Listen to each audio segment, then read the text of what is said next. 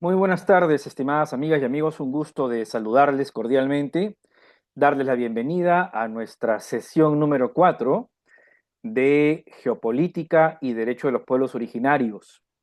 En la clase de hoy, lo que vamos a tratar, el tema que vamos a estudiar, es geopolítica de los megaproyectos y los derechos de los pueblos originarios. Analizaremos el tema de la infraestructura, el poder y el territorio, los megaproyectos y su vínculo con el orden internacional y la situación de los pueblos originarios ante los megaproyectos en América Latina y frente a la economía política global.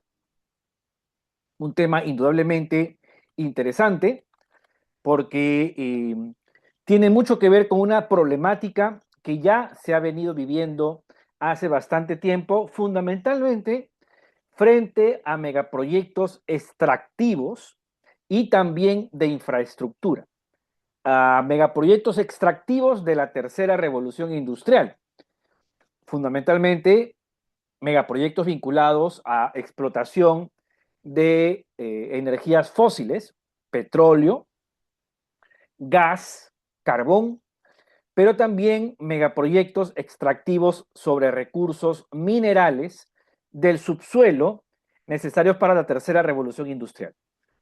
Y megaproyectos de infraestructura vinculados a construcción de grandes represas y también grandes carreteras intercontinentales que atraviesan territorios de los pueblos originarios. Sin embargo, hay cuatro tipos de megaproyectos que realmente han impactado en los territorios. Son los megaproyectos de construcción de infraestructura y de extracción de recursos naturales, como ya se dijo, pero también los megaproyectos de producción y de consumo. Frente a estos megaproyectos, el derecho internacional de los derechos humanos va a generar una serie de obligaciones legales, o mejor dicho, obligaciones jurídicas, con la finalidad de poner un alto o de poner límites a al desarrollo indiscriminado de estos megaproyectos, arrasando con derechos de los pueblos originarios. ¿De acuerdo? Y vamos a ver eso en el diplomado, evidentemente a partir de la clase número 7, vamos a ver el tema de las garantías jurídicas obligatorias que ponen un freno a la realización de megaproyectos que vulneren derechos de los pueblos originarios. Pero precisamente va a ser importante entender cuál es el concepto de megaproyectos. Son proyectos de gran escala económica y territorial. Son proyectos de miles de millones de dólares de inversión y además que se desarrollan en una amplia zona territorial, en gigantescos territorios, impactando de forma masiva a las comunidades que son poseedoras o propietarias de tales territorios. Además, implican una alta inversión de capital, generalmente transnacional, dado que el Estado o la empresa privada nacional de los países de economías dependientes, mayormente todas las de Latinoamérica, no tienen el volumen de dinero para poder invertir todo la enorme cantidad de capital que requieren estos megaproyectos. Y por eso, generalmente, la inversión de capital, siendo elevadísima, es de origen privado transnacional o de origen estatal extranjero. Por ejemplo, el caso de empresas estatales chinas que sí tienen la fortaleza económica para poder hacer estas mega inversiones. Y estos megaproyectos tienen como consecuencia que generan una transformación profunda del espacio físico y social. Es decir, las relaciones sociales locales, las relaciones económicas, la cultura se ve transformada de una forma negativa y también de una forma profunda por la ejecución de estos megaproyectos. En primer lugar, claro, hay una transformación del espacio físico. Lo que era territorio para vivienda, territorio para usos históricos, colectivos de los pueblos originarios, deja de tener ese significado y esa utilización y pasa a convertirse en un territorio que se destruye con la finalidad de remover el mineral o el recurso natural que se quiere explotar de su superficie o del subsuelo. Es una transformación entonces ecológica, hay una transformación material, pero también hay transformaciones culturales, transformaciones económicas y sociales. ¿Por qué en el territorio se desarrollan estas relaciones históricas, económicas y sociales y culturales? Estas cambian completamente cuando se comienzan a realizar megaproyectos de forma progresiva a través de sus diferentes etapas, ¿no? Ustedes saben primero, por ejemplo, si se trata de proyectos extractivos, la exploración, luego viene la explotación y finalmente la clausura del espacio ya explotado. Claro, esta clausura puede venir después de 20, 30, 50 años, luego de que el espacio ha sido completamente explotado. Eso sobre proyectos extractivos. Entonces, cambia todo, cambia todo. Y la inserción en cadenas globales de valor. Estos megaproyectos, lejos de estar aislados de la economía mundial, al contrario, forman parte de cadenas globales de valor. Entonces, ¿cuáles son las características reales de un megaproyecto? Suelen ser imposiciones definidos por intereses geoestratégicos y del gran capital. Cuando son enormes, estos megaproyectos implican altos grados de inversión de capital. La inversión de capital obviamente está relacionada con enormes ganancias económicas que se prevén por la explotación del recurso. Pero estas enormes ganancias económicas tienen que ver también con intereses económicos de grandes potencias. Y aparte, con la explotación de recursos naturales estratégicos. Recordarán ustedes la primera clase del diplomado, cuando hablamos de la geopolitización de los recursos naturales. Y allí explicábamos que algunos recursos naturales tienen carácter estratégico y tienen carácter crítico. Cuando un recurso natural tiene carácter estratégico o crítico, se geopolitiza. Quiere decir que va más allá o que su importancia irá más allá de lo económico. Un megaproyecto per se es extremadamente importante desde el punto de vista de la inversión multimillonaria, pero además puede ser geopolíticamente importante cuando se trata de recursos naturales vitales para la seguridad nacional o para la economía nacional o para la expansión económica de una potencia política. Por lo tanto, los megaproyectos no solamente van a tener importancia económica privada, sino importancia geopolítica pública.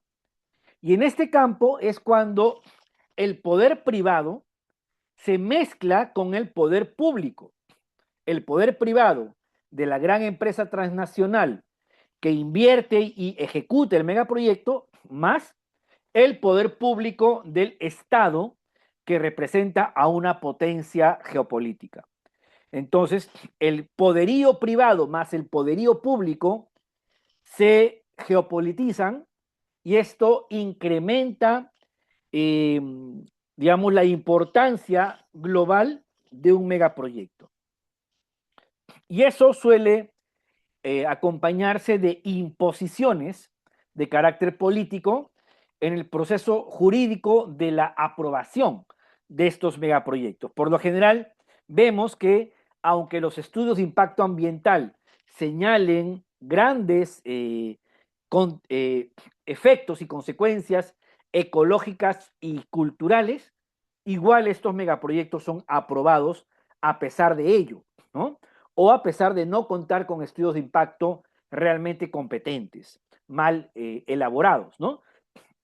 Y justamente porque al responder a intereses geoestratégicos y del gran capital, se terminan imponiendo mediante estrategias de ilegalidad o bien estrategias de alegalidad, ¿no? Recuerden ustedes lo que hablábamos en la clase de geopolítica de el extractivismo, cuando hablábamos de las estrategias, ¿no? Alegales y también las estrategias ilegales. Además, los megaproyectos también generan altos costos ecológicos, sociales y económicos. ¿Por qué?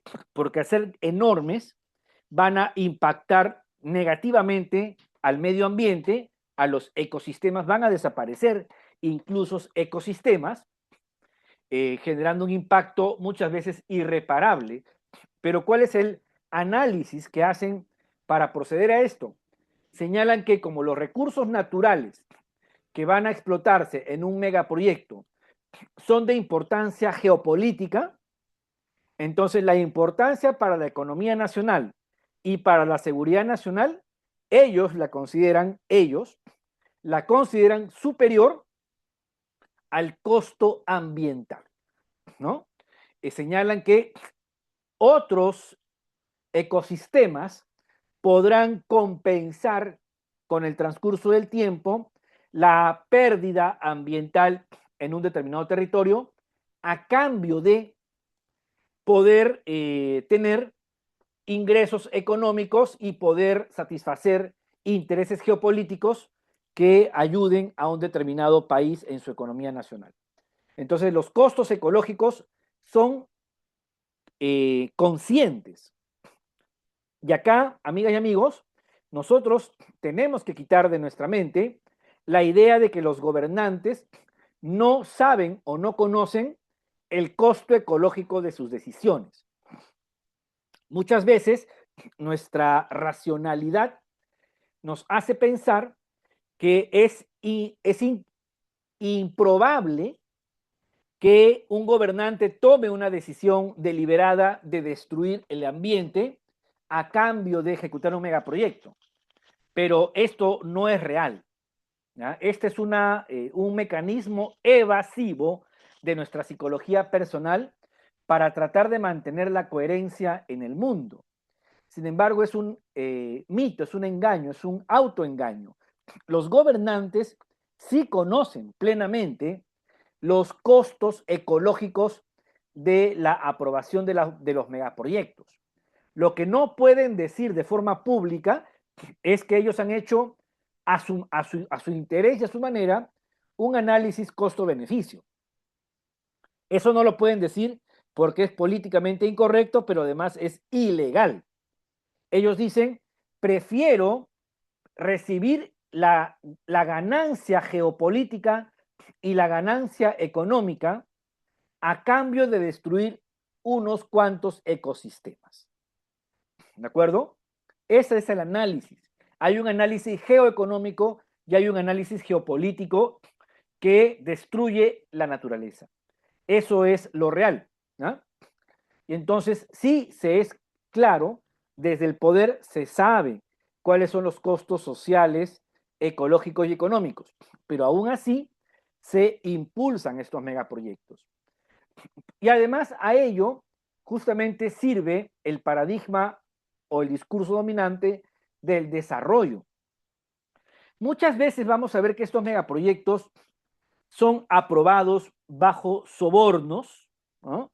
Son aprobados bajo corrupción de los funcionarios políticos que aprueban los expedientes técnicos o los contratos, los concursos públicos para adjudicar contratos para ejecutar estos megaproyectos. Muy aparte del tema corrupción, porque la corrupción de funcionarios públicos es una constante histórica en nuestra historia latinoamericana, pero muy aparte, el soborno y la corrupción son parte sustancial para lograr la aprobación de megaproyectos que tendrán altos costos ecológicos, sociales y económicos. Entonces, por debajo de la mesa se conoce el beneficio geoeconómico y geopolítico, pero también hay un beneficio corrupto por parte de quienes aprueban los megaproyectos en los casos que estos producen tales costos. Pero además hay un discurso público, hay un discurso ideológico para poder lavarle la cara a estas decisiones antiambientales, antisociales y corruptas, y es el discurso del desarrollo, que ustedes lo deben haber escuchado una y otra vez, lógicamente, de que estos proyectos contribuyen al desarrollo nacional, ¿no? Indudablemente se refieren a un desarrollo monetario, ¿no? O a una acumulación monetaria nacional. No pueden referirse a un desarrollo humano, porque estos megaproyectos tienen impactos negativos humanos que van justamente en contra del desarrollo humano, a pesar de que pueden significar enormes cantidades o enormes cantidades de dinero ingresado al presupuesto público. En teoría, todo ese dinero debería contribuir al desarrollo económico social de los pueblos. En la práctica, ¿qué es lo que vemos? Nuevamente, los funcionarios públicos desvían esos fondos y no hay un verdadero desarrollo social y económico para la población.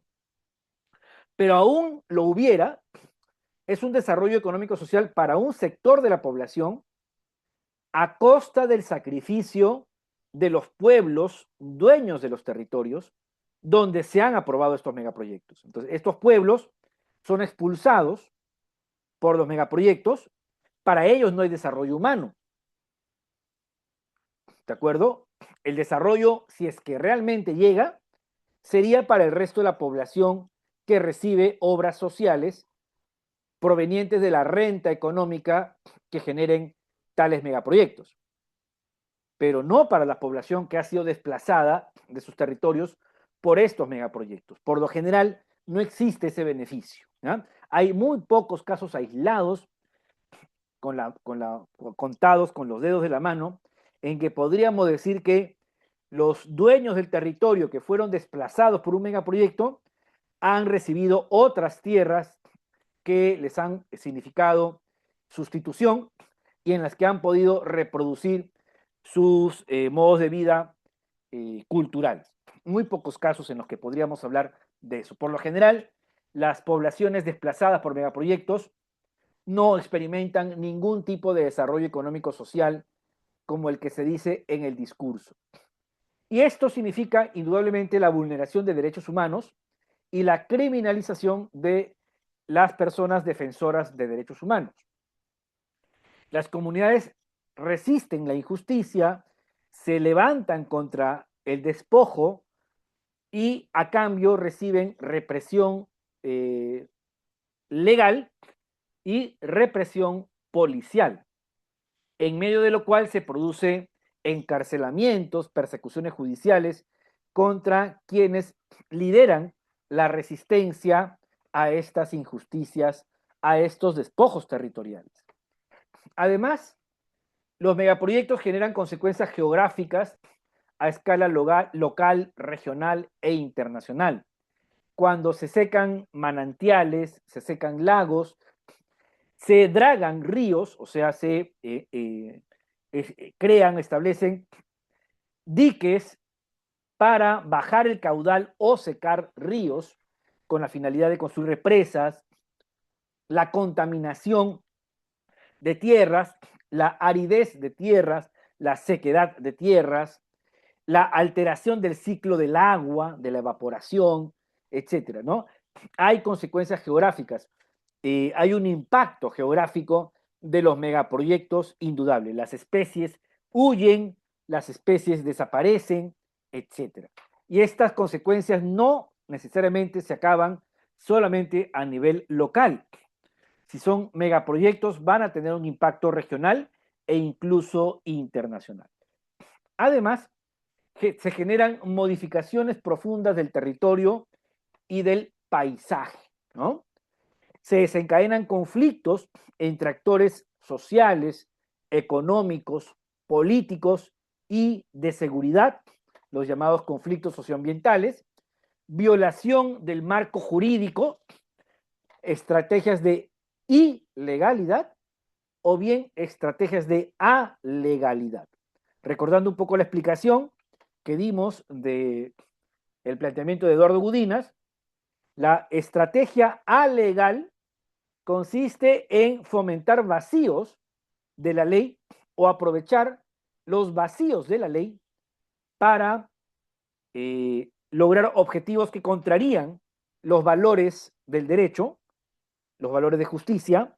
Entonces se manipula la ley diciendo que se cumple, pero la estrategia ilegal, a diferencia de la alegal que acabo de mencionar, la estrategia ilegal consiste en la violación frontal y directa de la ley tal como esta está establecida, ¿no? Estamos hablando de infracciones administrativas deliberadas o de la comisión de delitos de forma intencional, ¿no? Esas son las estrategias ilegales de los megaproyectos. Y la reubicación forzada de comunidades locales. Se produce un desplazamiento forzado. ¿Este desplazamiento es declarado o es un desplazamiento no declarado? ¿Qué quiere decir no declarado? Cuando el megaproyecto comienza a operar, a ejecutarse, genera consecuencias contra las comunidades. Por ejemplo, cuando se dinamita una montaña, se dinamita una colina, un cerro, y no se le avisa a las comunidades, y entonces vuelan en mil pedazos elementos materiales, y estas comunidades se ven afectadas porque sus animales se asustan, huyen, ya no pastorean, se deterioran, se malogran las viviendas con los pedazos de piedra que caen. Entonces, hay una y mil formas de agredir a las comunidades con la ejecución de operaciones de megaproyectos, de manera que explícitamente no se les dice que se vayan, pero se causa que se vayan, ¿no? Entonces, estos accidentes no son tampoco casuales, son accidentes deliberados con la finalidad de incentivar que las comunidades se retiren de sus propios territorios. Ahora bien, aparte también estarán las estrategias explícitas, ya cuando un megaproyecto plantea que las comunidades se retiren y esta comunidad no acepta la reubicación forzada, entonces el megaproyecto acude a la fuerza legal del Estado para expulsar a las comunidades de sus territorios. Entonces, sea de una forma deliberada abierta o de una forma deliberada encubierta, los megaproyectos van a generar reubicación forzada de las comunidades locales. Tipos de megaproyectos que vamos a ver en América Latina.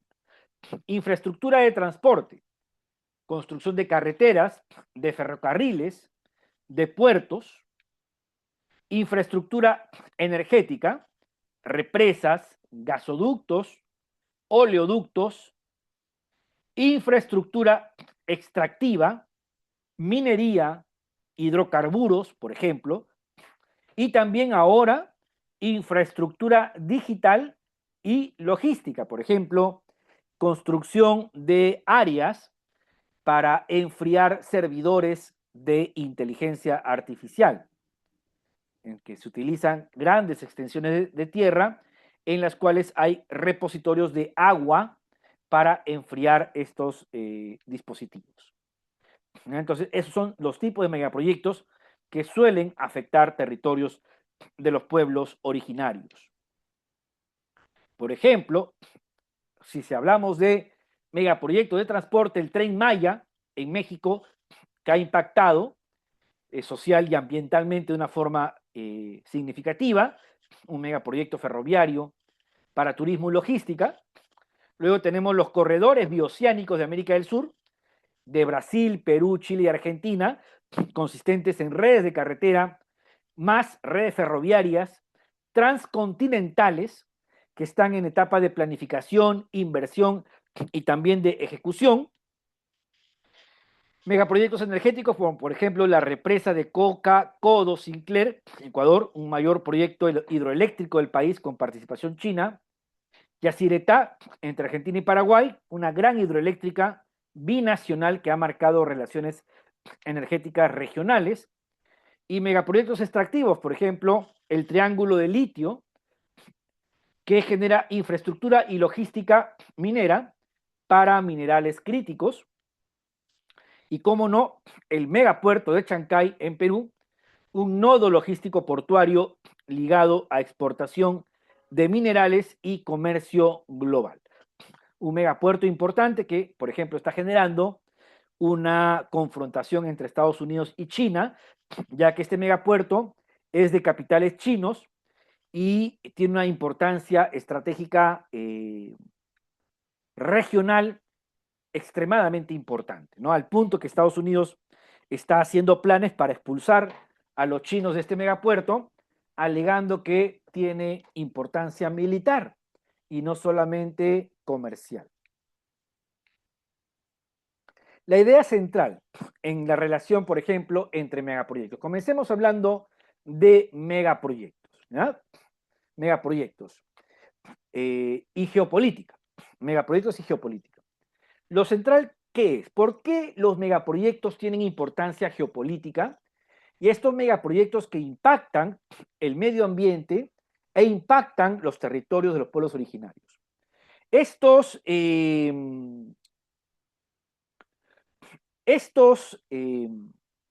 megaproyectos no son obras neutrales, ¿de acuerdo? Y ni meramente técnicas.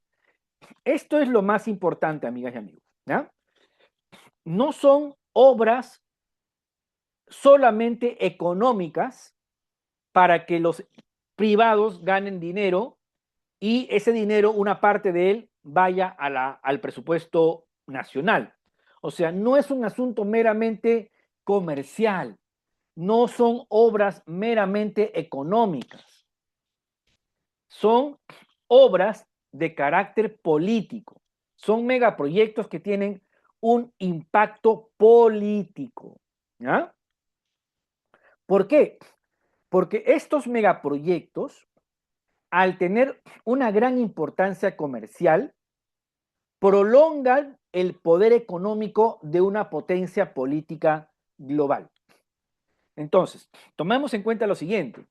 Las potencias tienen como parte de su poder el poder económico. Si no, no serían potencias. ¿De acuerdo? Ahora bien, el poder económico, entre otros, está compuesto por el poder comercial. Y este poder comercial tiene que ver justamente con infraestructura para poder realizar el comercio. Entonces, las obras de infraestructura comerciales se materializan a través de megaproyectos. Entonces, los megaproyectos son aspectos claves del poder geopolítico de las potencias. Por eso decimos que expresan relaciones de poder global y además la ubicación de los megaproyectos son expresión de una decisión de ordenamiento territorial. El ordenamiento territorial es la decisión política que un poder toma de cómo se debe utilizar un espacio del territorio. Y esa decisión es política. ¿Ah? Se llama ordenamiento territorial. La decisión deliberada que un poder adopta sobre cómo debería utilizarse un territorio, para qué debe utilizarse. Entonces, la realización de megaproyectos es una decisión geopolítica de ordenamiento territorial. Se dice, esta área geográfica va a servir para estos intereses estratégicos. Todo lo demás cede importancia frente al interés estratégico de la decisión política para construir un megaproyecto en un determinado lugar. Por eso se dice que los megaproyectos ordenan territorios según intereses estratégicos. Y por ende, lo que hacen es materializar decisiones geopolíticas. ¿De acuerdo? Solamente países descuidados o irresponsables aprobarían megaproyectos sin efectuar un análisis geopolítico previo. No se puede o no se debe aprobar por parte de un gobierno ningún megaproyecto sin que antes haya un análisis geopolítico. Hay casos de países, y esto es real, hay casos de países latinoamericanos que han aprobado megaproyectos solamente por el interés económico y luego se han encontrado en medio de una batalla geopolítica entre potencias que han perjudicado al país. Por ejemplo, en Perú actualmente nos está pasando eso porque se entregó el megapuerto de Chancay en la zona norte de la costa del Pacífico del Perú a intereses chinos. Pero se hizo por un tema económico. Pero ahora Estados Unidos está presionando de una forma sumamente agresiva al Perú para quitarle el megapuerto de Chancay a China. Incluso esto ha tenido repercusiones en la venta de 24 aviones de combate que Estados Unidos nos ha impuesto a la fuerza, haciendo arrodillar al Estado peruano para obligarlo a comprarle 24 aviones de combate como muestra de lealtad en un contexto de pelea por el megapuerto chino de Chancay en Perú. Actualmente Perú se encuentra en una situación delicada por algunas decisiones geopolíticas tomadas sin un adecuado análisis. O en todo caso, los gobiernos no están defendiendo los megaproyectos aprobados por anteriores gestiones, si es que éstas han tenido análisis geopolítico, ¿no? Esos análisis por lo general son reservados y secretos. Entonces, eso en cuanto a lo internacional. Pero indudablemente, si es que un megaproyecto va a perjudicar el ambiente o va a perjudicar derechos humanos de las comunidades, tenemos pues poderosos enemigos que van a presionar para que este megaproyecto se apruebe a pesar de la violación de los derechos ambientales y humanos de las comunidades, ¿no? Porque son presiones poderosas. En el caso particular de América Latina, ¿no?, de todo nuestro continente de Abya Yala, somos una región clave por recursos estratégicos. No es que nuestra región no tenga recursos importantes para la cuarta revolución tecnológica, no, al contrario, también tenemos recursos que son importantes para la cuarta revolución industrial. Dicho sea de paso, amigas y amigos, espero que hayan podido realizar la tarea voluntaria, es cierto, voluntaria, pero que necesitamos nosotros que ustedes realicen, ¿no? Para efectos de su aprendizaje individual. ¿Recuerdan que dejamos una tarea voluntaria? ¿Cómo les fue con la tarea voluntaria? Era pedirle a ChatGPT el resumen del libro sobre la cuarta revolución industrial. ¿Alguien lo habrá hecho?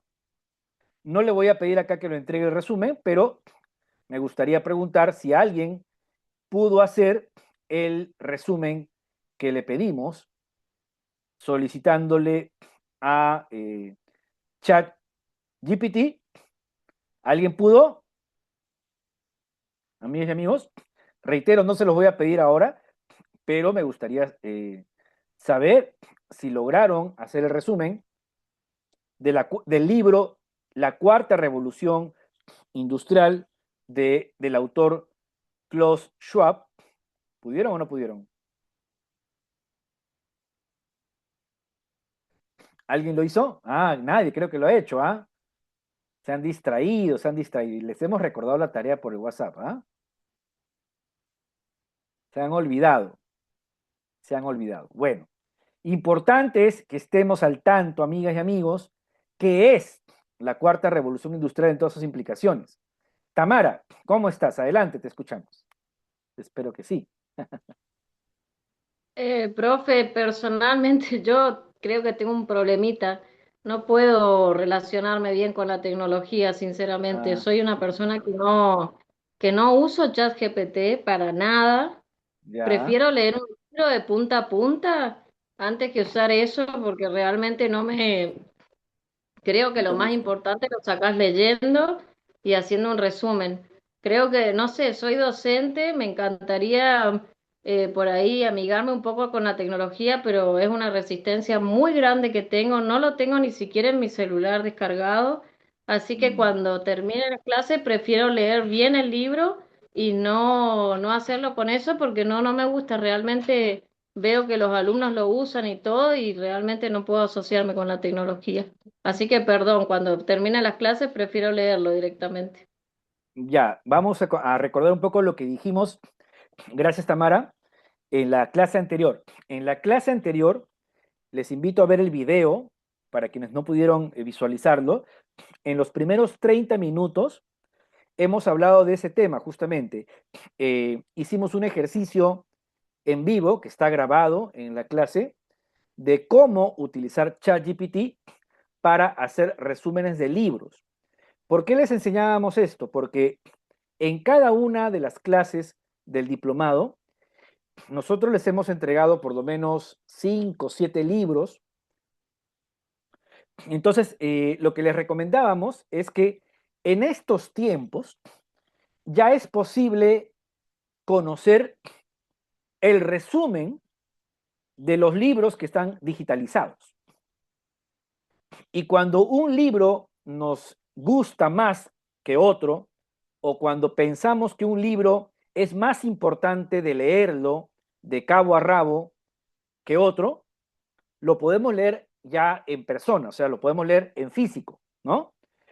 Bien en la computadora, en PDF o en un libro de papel, si es que lo imprimimos, preferible no imprimir, ¿no? Leerlo en la computadora. Pero hay otros libros que nunca los vamos a leer. ¿Por qué? Porque son demasiados, pero también son importantes. Hoy, a diferencia de antes, de antaño, podemos conocer el contenido de un libro sin leerlo todo.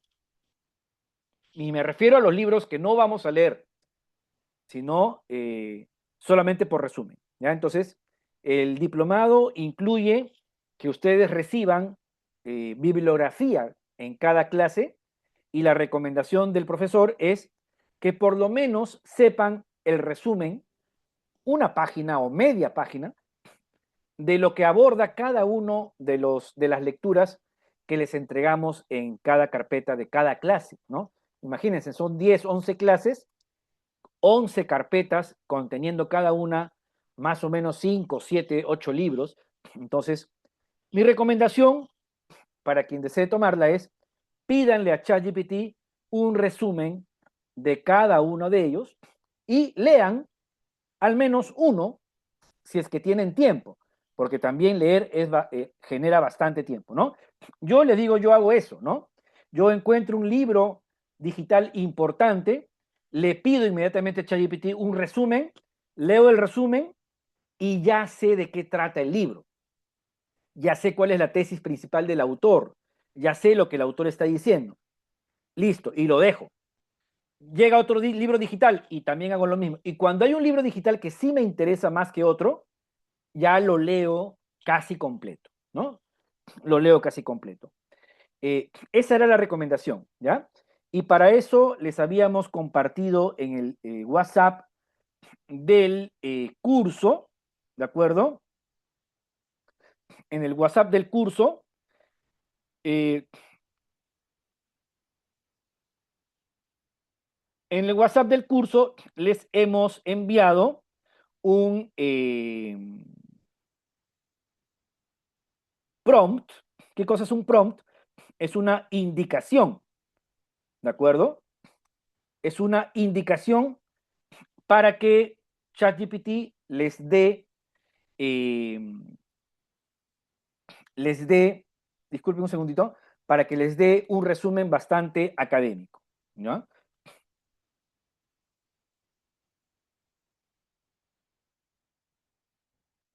Disculpen un segundito. Ya está. Bien, de acuerdo, entonces esa era la idea. Traten de hacer el ejercicio, ¿de acuerdo?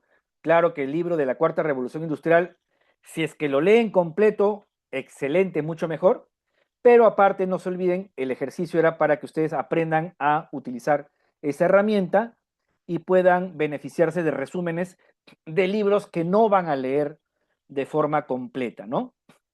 Porque realmente leer un libro entero nos abarca por lo menos 2 semanas, ¿no? 2 semanas o 3 semanas, dependiendo de la cantidad de tiempo que alguien tenga, ¿no? Bien, esa era la recomendación. Entonces, de todas maneras, les recomiendo que hagan ese ejercicio. Eh, Ahora, por lo demás, respecto al tema de la vigilancia, amigas y amigos, ya estamos vigilados por los celulares, ¿no? Los celulares que tenemos, estos acá, tienen dispositivos de escucha. Por ejemplo, en este momento, alguien vinculado a una red de inteligencia global está escuchando todo lo que nosotros decimos en esta clase, sea por el Zoom, que está infiltrado, o sea por nuestros teléfonos celulares, que escuchan lo que hablamos y se ha demostrado incluso que aparecen sugerencias en nuestras redes sociales a partir de lo que hablamos, no de lo que buscamos por escrito. ¿De acuerdo? Incluso hay gente, y esto ya sí es una especulación, que señala que piensan en algo que nunca han buscado por internet y, o casualidad, el algoritmo le hace sugerencias sobre lo que ha pensado. Esto último, indudablemente, ya es algo mucho más peligroso, pero yo sí creo que la tecnología actual ya puede hacer eso. ¿Por qué? Porque Elon Musk en Neuralink ya ha conectado pensamiento humano con órdenes a computadoras. Ya está, eso ya existe.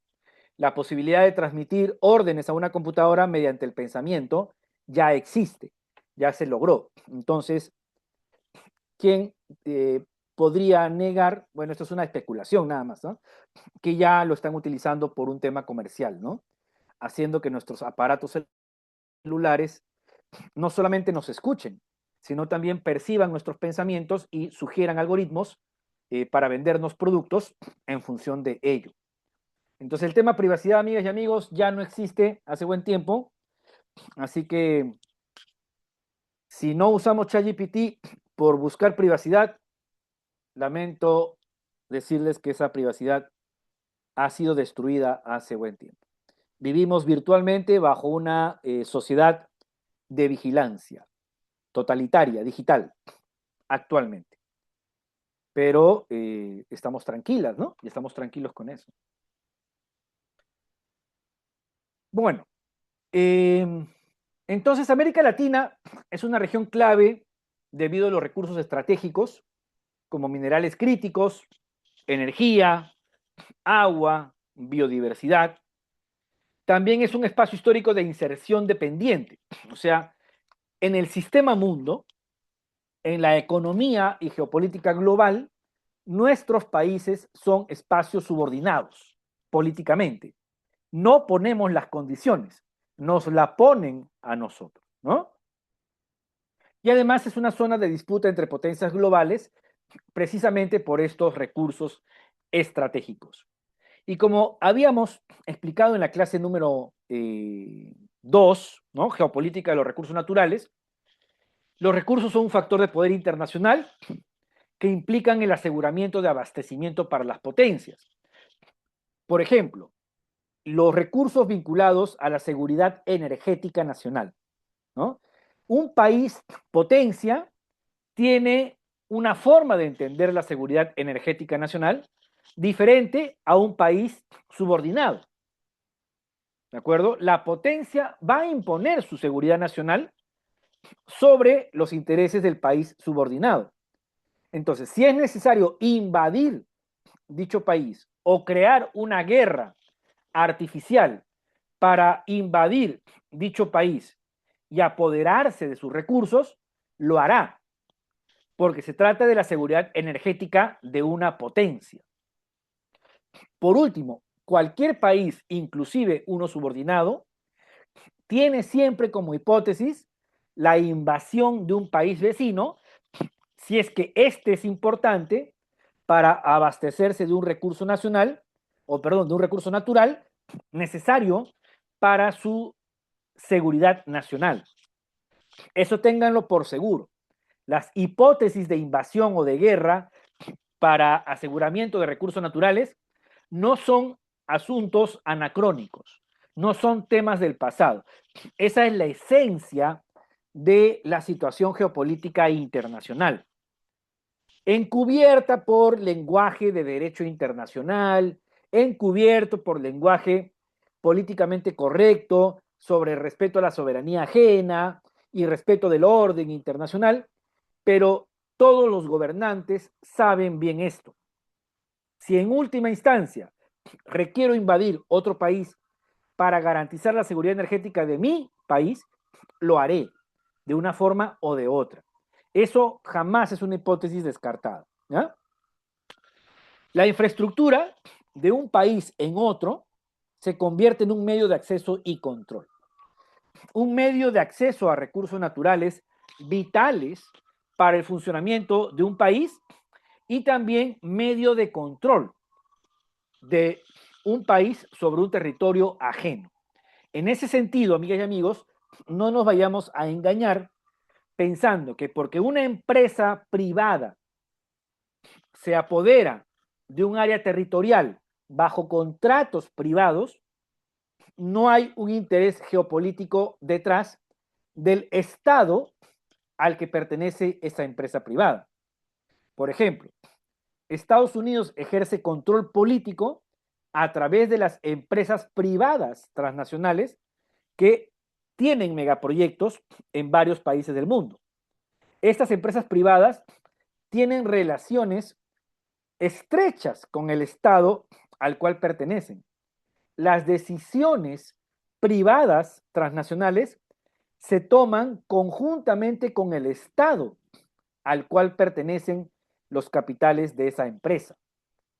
Un ejemplo evidente es el de China, porque las empresas estatales chinas pertenecen al Estado chino, obviamente, y tienen intereses privados en países extranjeros.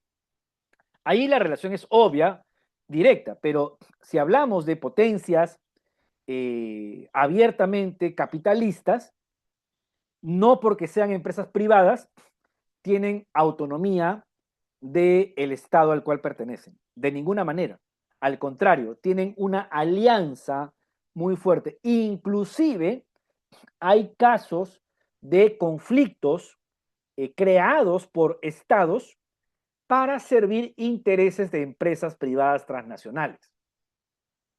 Entonces, hay una mutua utilización privado-público de potencias geopolíticas para instrumentalizar megaproyectos en territorios de otros países. Y en todo esto, lógicamente, el extractivismo es la razón fundamental. Ya hemos explicado en clase anterior cuál es el concepto de extractivismo, muy diferente al de actividad extractiva, ¿no? Muy bien. Seguimos. Infraestructura como dispositivo geopolítico. La infraestructura como dispositivo geopolítico permite la circulación de mercancías estratégicas, reduce costos para el capital transnacional, conecta territorios periféricos con mercados globales y redefine prioridades nacionales. Entonces, la infraestructura sabemos que permite, bueno, tiene esta finalidad comercial estratégica. No es cualquier importancia comercial, sino es comercial estratégica. Y por ende, siempre tiene la lógica de reducir costos. Un megaproyecto debe tener la virtud de reducir lo máximo posible los costos del capital transnacional.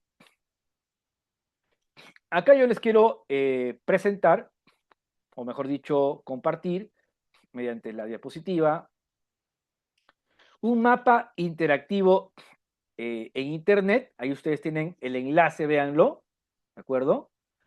Tienen allí un enlace en el cual aparece el mapa de lugares geopolíticos estratégicos en el mundo y su impacto en el comercio internacional. En este momento no lo vamos a ver, les dejo el enlace para que lo hagan. Si ustedes hacen clic en un determinado lugar, esto va a ampliarse y ahí tenemos, por ejemplo, el Canal de Panamá, la explicación. Hay varios lugares geográficos que tienen una importancia fundamental, ¿ya? Una importancia fundamental. Vean ese mapa de Internet, se los recomiendo, ¿ya? Actualmente existen varios megaproyectos con valor geopolítico global en Latinoamérica, por ejemplo, el puerto de Chancay, que ya lo comenté, clave para el comercio Asia-Pacífico, en el cual el capital chino participa mayoritariamente. Tenemos el ferrocarril transcontinental Brasil-Perú propuesto, que vincula recursos y productos latinoamericanos hacia puertos del Pacífico con financiamiento chino, en la red de data centers y cables digitales en Latinoamérica, que señala que está produciéndose la expansión de infraestructura digital por grandes empresas tecnológicas con valor geopolítico emergente. También el Tren Maya en México, con un fuerte impacto territorial, ambiental y social, el puerto de Chancay, ya lo mencioné, el Ferrogrão de Brasil, un ferrocarril exportador de granos con decisiones judiciales sobre parques nacionales, ahí hay disputas judiciales ambientales, y los proyectos de expansión de puertos modernos en Latinoamérica como de Santos, Lázaro Cárdenas, etc. Acá sí vamos a ver un video, y espero que el internet no nos fastidie. Disculpen un segundito. Vamos a compartir un enlace. Vamos a compartir un video muy interesante, ¿de acuerdo? Sobre la expansión de las rutas comerciales y ver su importancia histórica y geopolítica, ¿de acuerdo?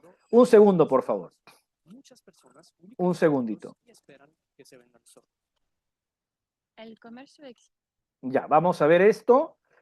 Un segundo. Vamos a ver un video muy interesante sobre la historia de las rutas comerciales internacionales. Un segundito. Vamos a compartir sonido. A ver, a ver, a ver. Un segundito. Ya está. Ahora sí. Si es que no escuchan el sonido del video, me informan, por favor. ¿Ya? Ya. 1, 2, 3. Va el video. El comercio existe desde hace miles de años. Empezando por el simple intercambio, las distancias aumentan paulatinamente y aparecen las primeras rutas comerciales. Una de las primeras rutas conocidas se llama la Ruta del Incienso. Probablemente hacia el año 1800 antes de nuestra era, navegantes recorren la costa entre el subcontinente indio, donde se producen especias como la pimienta negra y la canela, y el sur de la península arábiga, donde crece un árbol que produce incienso. Las caravanas de dromedarios transportan entonces estos productos de lujo a través del desierto de Arabia hasta Petra, que se convierte en una importante encrucijada comercial entre Egipto y Mesopotamia. En el año 331 antes de nuestra era, Alejandro Magno funda la ciudad de Alejandría durante sus conquistas. Pronto los barcos mercantes conectan la nueva ciudad con el resto de la cuenca mediterránea. Alejandría se convierte entonces en el gran almacén del comercio entre la India y Europa. En el Turquestán oriental se encuentra la piedra de jade, una piedra preciosa muy buscada en China porque es signo de poder y riqueza. Por ello, los nómadas intercambian jade con los chinos, sobre todo por el té, una bebida muy apreciada en los entornos áridos. Pero más al norte, una confederación de tribus nómadas se extiende y amenaza a China. En el año 139 antes de nuestra era, el emperador chino envía a Zhang Qian como embajador a las tierras desconocidas del oeste para proponer una alianza con los Yuezhi contra los Xiongnu. Pero Zhang Qian es capturado por los Xiongnu y está prisionero durante 13 años. A su regreso a China, informa al emperador sobre los diferentes pueblos de Asia Central y sus productos. En particular, menciona una majestuosa raza de caballos desconocida en China. Para obtenerla, el emperador acepta por primera vez comerciar la seda, cuya exportación estaba prohibida hasta entonces. Esto marca la apertura de la ruta de la seda, que se extiende gradualmente hacia el Oriente Medio. Al oeste, tras la muerte de Cleopatra, Egipto es absorbido por la República Romana, que se convierte en un imperio. Roma mejora así su abastecimiento de trigo procedente de Egipto, pero codicia las mercancías procedentes de la península arábiga, como las perlas, las especias y sobre todo el incienso, que se utiliza como ofrenda y como medicina. Pero hay muchos intermediarios y la inestabilidad en la región es grande.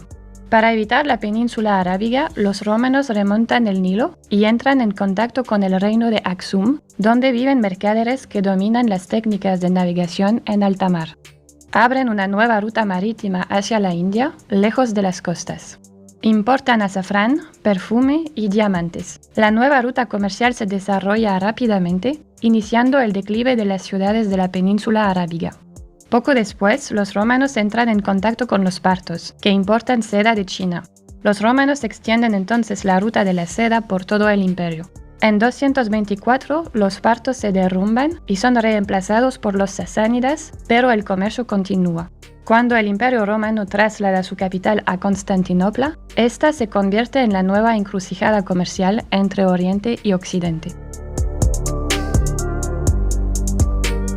A partir del año 630, las conquistas musulmanas amenazan a los imperios bizantino y sasánida.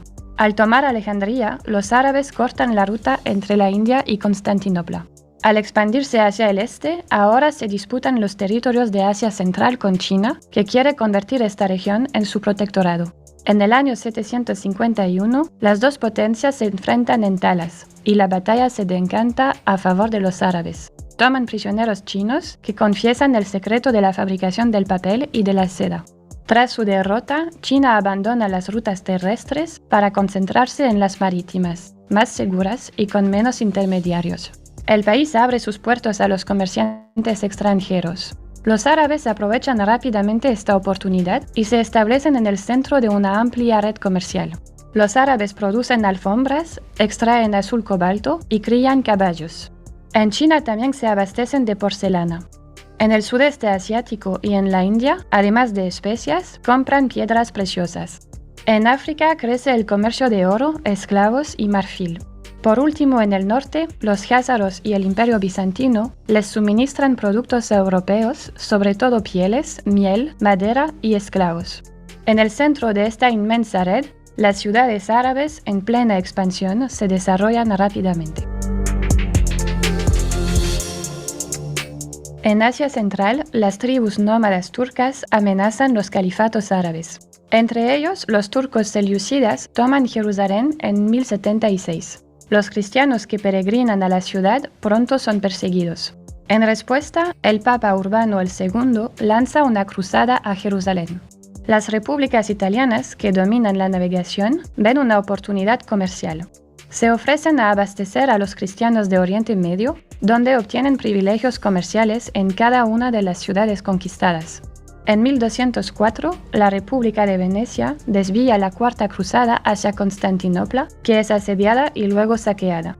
El Imperio bizantino es desmantelado, permitiendo a las repúblicas italianas hacerse cargo del comercio entre Oriente y Occidente en la cuenca mediterránea. En el norte de Europa, varias ciudades comerciales se unen para desarrollar una ruta comercial entre el Báltico y el Mar del Norte. Novgorod exporta pieles, Riga grano y Escandinavia arenques. En el Mar del Norte, los productores textiles se ubican en Flandes e Inglaterra. Tengo 66 años y tengo más energía que cuando tenía esperemos que pase esta 45. propaganda. Dejé de ir al gimnasio.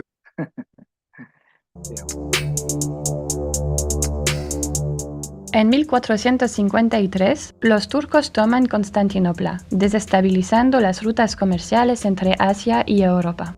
Portugal aprovecha la creación de la carabela, una embarcación ligera y capaz de enfrentar los océanos, para iniciar exploraciones en un intento de abrir nuevas rutas comerciales marítimas. A lo largo de la costa africana, los portugueses establecen puestos comerciales y se hacen cargo del comercio de esclavos y oro. El objetivo es ahora circunvalar África y llegar a las Indias.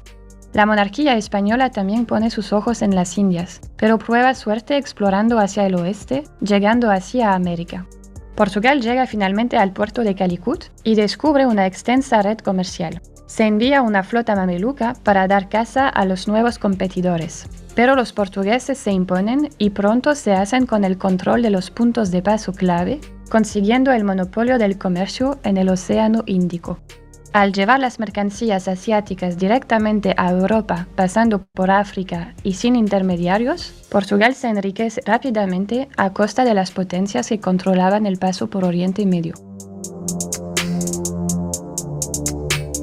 Para evitar la competencia por los territorios recién conquistados, España y Portugal acordaron en 1494 trazar el meridiano de Tordesillas.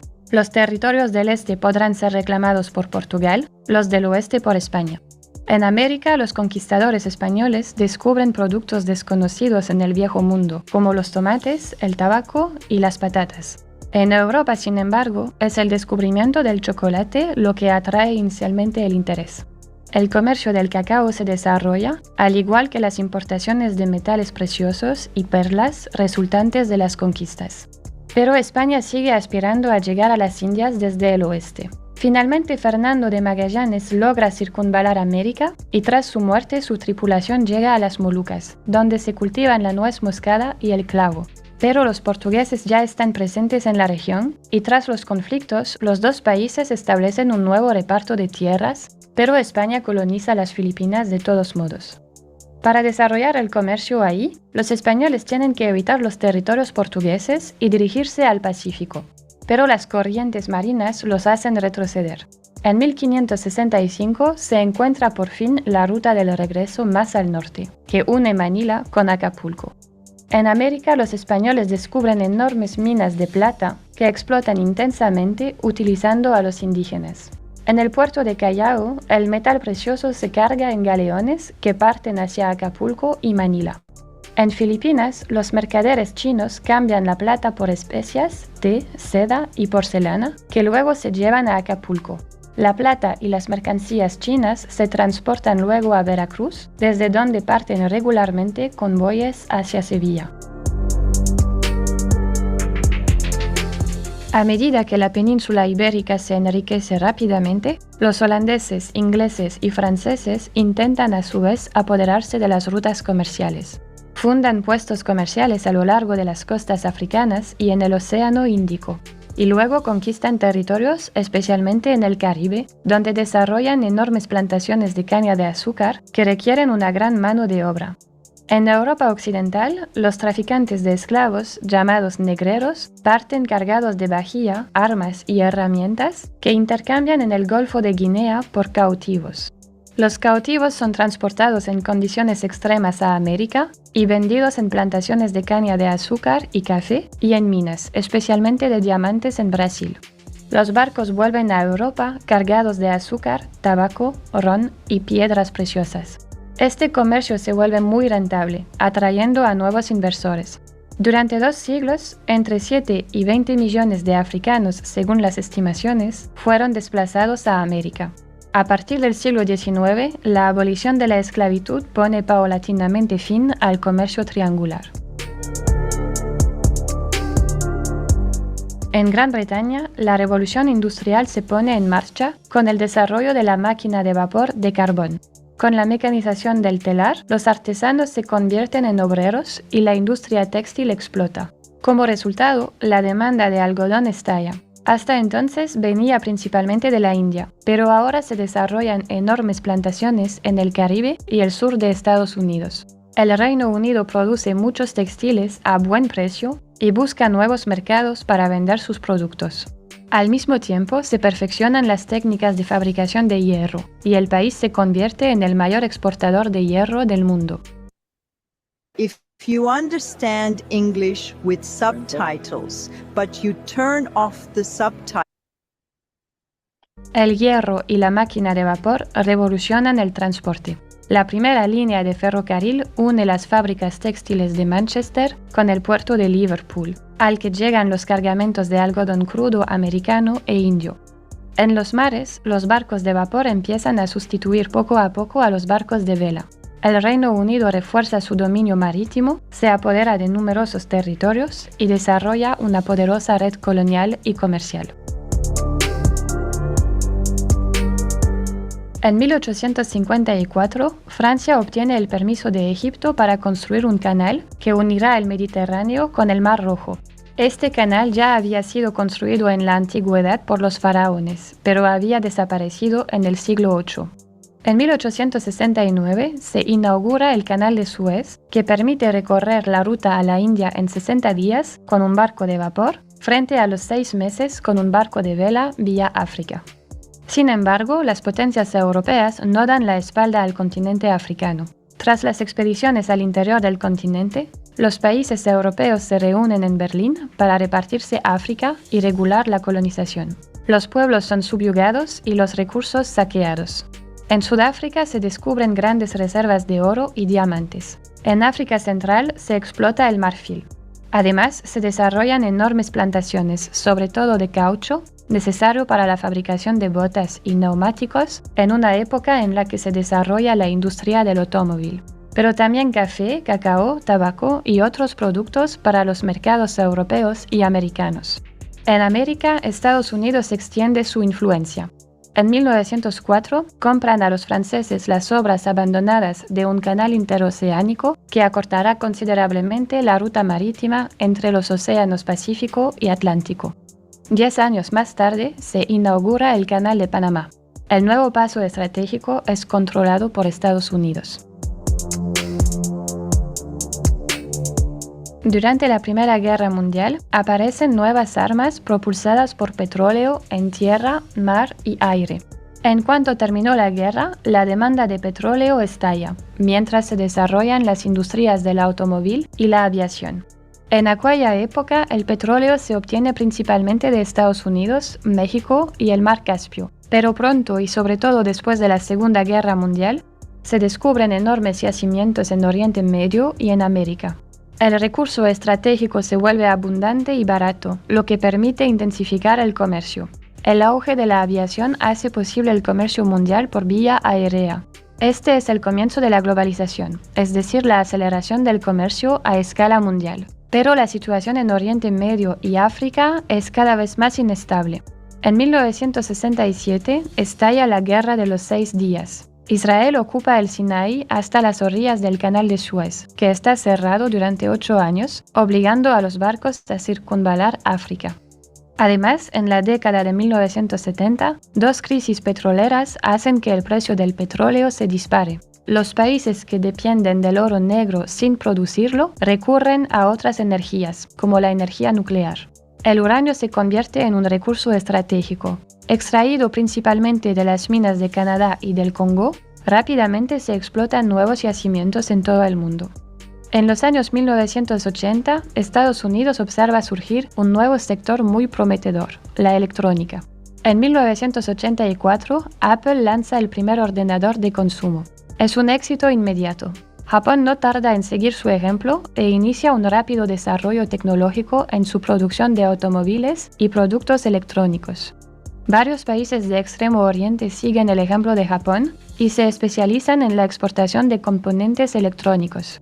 Las tierras raras, metales utilizados en la fabricación de productos electrónicos, se convierten en una materia prima estratégica, mientras que la gran mayoría de los yacimientos descubiertos están en China. En 2001, China se convierte en miembro de la Organización Mundial del Comercio. El país atrae a las empresas extranjeras gracias a su mano de obra barata. Al mismo tiempo se conceden ventajas a los inversores extranjeros y se suprimen las cuotas de exportación. Pronto los textiles Made in China inundan los mercados estadounidenses y europeos. Muchas empresas trasladan sus fábricas a China y el país se convierte poco a poco en la fábrica del mundo. Su economía se dispara, permitiendo un rápido desarrollo. Para asegurar su economía, el país inicia en 2013 la creación de la nueva ruta de la seda. El objetivo es asegurar su suministro de materias primas y aumentar sus exportaciones de productos manufacturados, acero y aluminio. En todo el mundo, China financia masivamente carreteras, ferrocarriles y puertos marítimos con el objetivo de conectar el país con todos los continentes. Se están discutiendo nuevas iniciativas, como la construcción de una línea ferroviaria que uniría China con Estados Unidos a través de un túnel bajo el estrecho de Bering, o la construcción de un canal interoceánico en Nicaragua. Aunque algunos países se oponen al proyecto, China ya ha convencido a unos 140 países para que acojan la nueva ruta de la seda, que debería estar terminada en 2049, cuando la República Popular China celebra su centenario. Según las estimaciones, el mayor comercio del mundo es el de armas, seguido del de drogas, con un volumen de negocio anual estimado en casi 500.000 millones de dólares. Este comercio clandestino está controlado por redes criminales. El opio se produce en Asia, en lo que se llama el Triángulo de Oro y la Media Luna de Oro.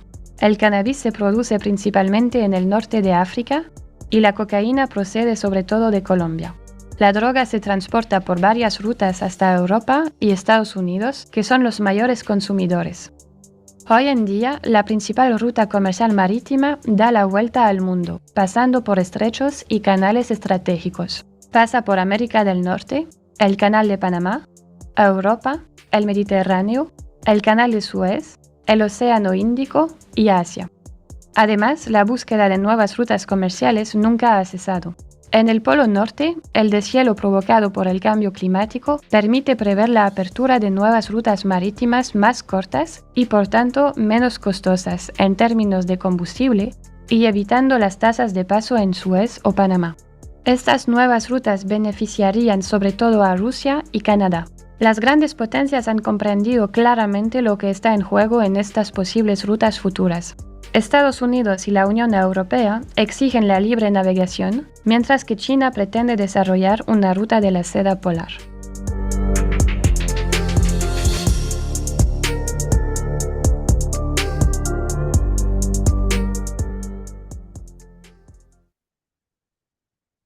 Pierde 20 kilos.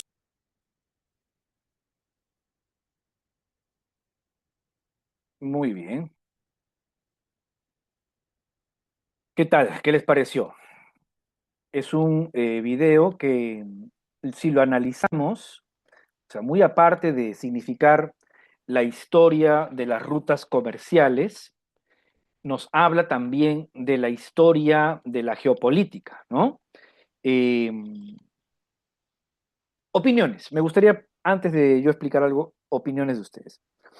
En términos explicativos, o sea, me refiero, el análisis del video nos deja clara la importancia de la geografía, de las rutas comerciales, los intereses de las potencias hegemónicas en cada etapa de la historia, cómo esto gira en torno al control de recursos naturales que tienen que ver con la economía, con el sistema productivo e incluso con la producción militar.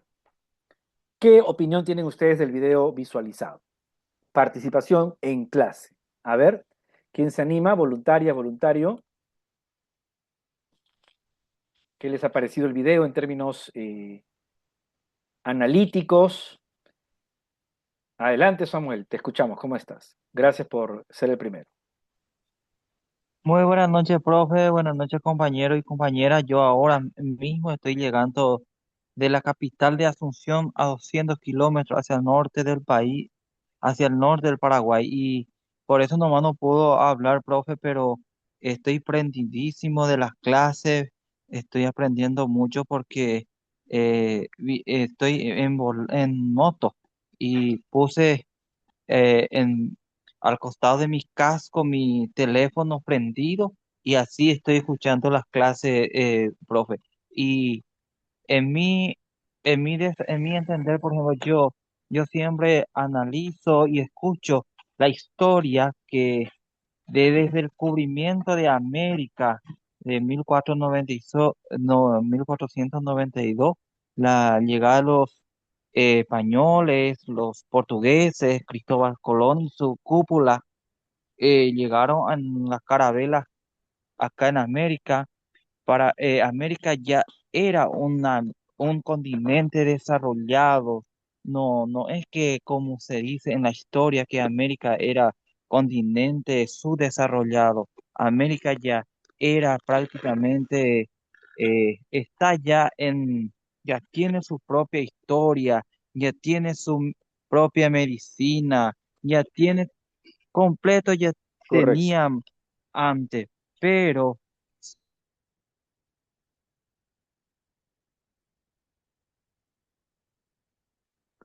Adelante, adelante. Sigue nomás. Se dejó de escuchar, para Samuel. que los Ahora sí. continentes, ¿cómo te voy a decir? Hasta su, su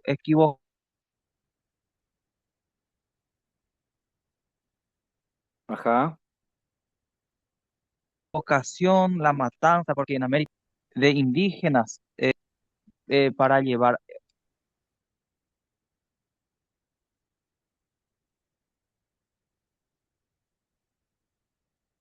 eh, Parece que hay, ajá, oro, problema de llevaron señal, ¿no? durante la colonización de América. Te escuché bien, profe. Lo que dije, lo que estoy diciendo es que Sí. durante la colonización se martirizaron casi 70 millones de indígenas Ajá.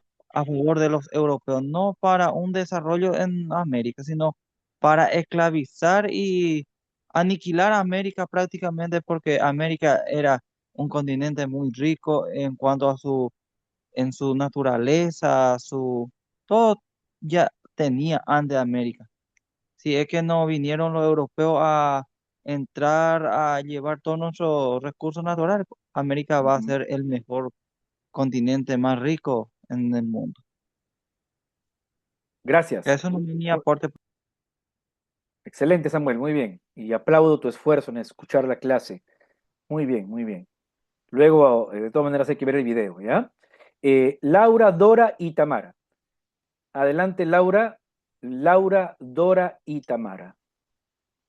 Hola, profe, ¿cómo ¿Qué estás? tal, Laura? ¿Cómo ¿Cómo estás? están, compañeros y compañeras?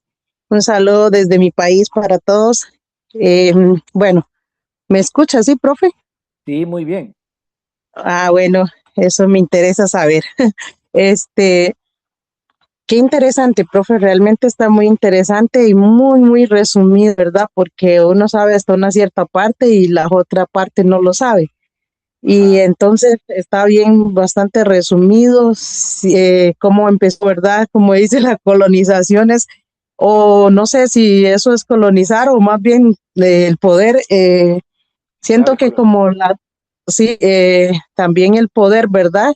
Cómo el poder hizo de un país a someter a otro, porque bien que mal, muy estratégicos también al querer, digamos, intercambiar cosas como para poder dominar a otros, ¿verdad? Entonces es muy impresionante y todo, y realmente, a pesar de que han pasado, ¿verdad? Muchos años y han pasado siglos, yo creo, y todo, parece que funciona, sigue la misma estructura, es el mismo patrón, ¿verdad? Me Exacto. parece a mí. Entonces, eso Sí, quería comentar, ¿verdad? Entonces ahí para dejarle el espacio a otros compañeros y compañeras que quieran participar, ¿verdad? Y van a participar también. Entonces, ese sería mi comentario. Muchas gracias, profe. gracias. Exacto. La lógica colonial, efectivamente. Muy bien. La lógica colonial sigue siendo la estructura. De Dora, Tamara y... A ver, ¿dónde está Dora? Un ratito. No la veo. Dora, Tamara. ¿Ya no está Dora? No la veo. Acá está Dora. Adelante, Dora. Luego Tamara. Y luego los demás compañeros, compañeras. Dora, adelante. Puedes activar tu micro. Opiniones sobre el video visualizado. ¿Qué análisis hacen ustedes? Muy buenas noches, profesor. ¿Me escucha? Muy bien, Dora. Muy buenas noches, profesor y queridos compañeros. Un saludo especial a todos. La clase de hoy me ha parecido interesantísima, tanto profesor que me atrevo a decirle a usted y a todos los compañeros que la experiencia vivida en Panamá es una realidad de todo lo que usted está diciendo en este momento. Recuerdo que cuando se instaló una represa en Barro Blanco, fueron expulsados los originarios de sus territorios. Recientemente en Panamá hay una isla llamada Isla Dego, está militarizada, está llena de policías custodiándola y no dejan entrar a los originarios, que son los dueños del territorio, mediante una ley 10, que es la que establece nuestra comarca territorial, la comarca Nove Buglé. Y lo que usted acaba de decir me dejó así como un poco aterrada, fría. Las potencias nacionales e internacionales vienen sobre nuestros territorios, vienen sobre nuestras riquezas, vienen dispuestos a echarnos de nuestros territorios para quedarse con nuestras riquezas, con nuestros recursos, y lo estamos viviendo a menor escala, pero pronto esto se va a convertir en algo muy difícil para nosotros como originarios y vamos a tener que ver cómo vamos a defender nuestros territorios, nuestros recursos, porque realmente estamos viviendo una realidad aterradora, potencias internacionales sobre nuestros territorios, profesor. Exacto. La enseñanza que usted nos está dando es tremenda, es excelente. Yo me siento muy, muy convencida de que fue una decisión muy atinada decidir tomar este diplomado. Muchas gracias, profesor, y aquí vamos a continuar. Excelente, gracias. Muchas gracias, Dora. Muchas gracias. Exacto, este curso es la idea de abrirnos el panorama para poder tomar decisiones prácticas en defensa de los territorios. Tamara, ¿cómo estás? Adelante, te escuchamos. Bien, un saludo para todos y bueno, el video muestra a lo largo de la historia, o sea, cómo se han ido expandiendo estas potencias colonizadoras justamente y cómo otros pueblos han sufrido muchísima invasión, como por ejemplo los pueblos de África. También en el video mostraba cómo muchas industrias se instalan por la mano de obra barata en China, por ejemplo. Y bueno, y nos muestra cómo van expandiéndose incluso hasta en lugares donde antes era imposible, como por ejemplo era en la parte de lo que son las zonas polares también. Así Exacto. que muestra la gran invasión que tienen, la ambición que tienen, cómo nos tenemos que unir como pueblo, como para defender nuestros recursos naturales justamente y no dejarlos en manos de los políticos, porque como decía usted al principio, los políticos se venden tristemente por unos pesos y que justamente esos pesos después no son invertidos en las localidades o en las naciones donde deberían invertirse. Y bueno, y también el video mostraba lo último, cómo lo que genera gran cantidad de dinero es la industria de lo que es las armas y la droga, justamente. Así que bueno, es algo muy triste. Mostraba también cómo la droga se dirige, por ejemplo, a los lugares como Estados Unidos, a Europa. Así que bueno, eso, justamente de saber que no solamente es América la que sufre esta extracción de los recursos naturales, sino que también África lo viene sufriendo hace muchísimo tiempo.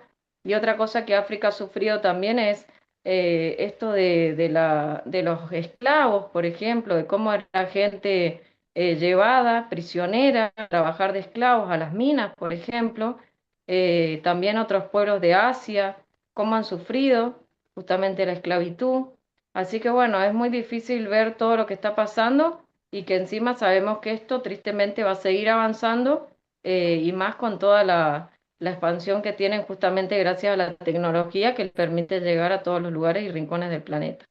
Así que bueno, unirnos como pueblo, defender nuestros derechos naturales, y bueno, justamente eso, que es de la única forma que vamos a lograr no solo preservar o sea, preservarnos a nosotros, sino justamente a las generaciones de chicos que vienen mucho más adelante. Así es. Gracias, Tamara. Muchas gracias por De la nada. intervención. Así es, se trata de eso, ¿no? Francisco, luego Julio Díaz, luego Leonel y Albeniz. Adelante, Francisco. Un análisis del video que hemos visto. ¿Qué nos dice el video? Rutas comerciales, enclaves geográficos, el comercio marítimo, la geografía del poder, el colonialismo, los pueblos sometidos, la extracción de recursos naturales. Se dan cuenta que hay factores permanentes, ¿no? Adelante, Francisco.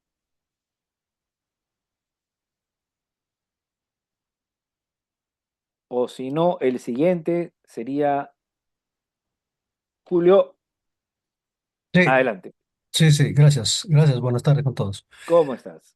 Eh, en realidad, ¿cómo es que la sociedad ha llegado a esta situación de dominio, de unos desarrollaron más, otros no? Yo creo que hablando de los siglos, o primeros siglos, inclusive se mencionó, creo, antes de esta era, Ujú, los pueblos eran tan grandes, los territorios eran tan grandes. No creo que hayan podido, digamos, dominar los territorios que tenía en donde se asentaron, pero me parece que siempre los grupos se han formado en función a intereses personales, intereses de crecimiento, de grandeza, esa necesidad y el aventurerismo y qué sé yo, buscar novedades, qué sé yo. Entonces, claro, se forman los clanes y los clanes adquieren poder, dominan su espacio, su territorio pequeño, si bien es cierto, porque es grandísimo el territorio, pero su territorio, esas comunidades primigenias han sido pequeñísimas, sino que, ¿qué les llevaría a ellos pues a buscar otros territorios, otros lugares?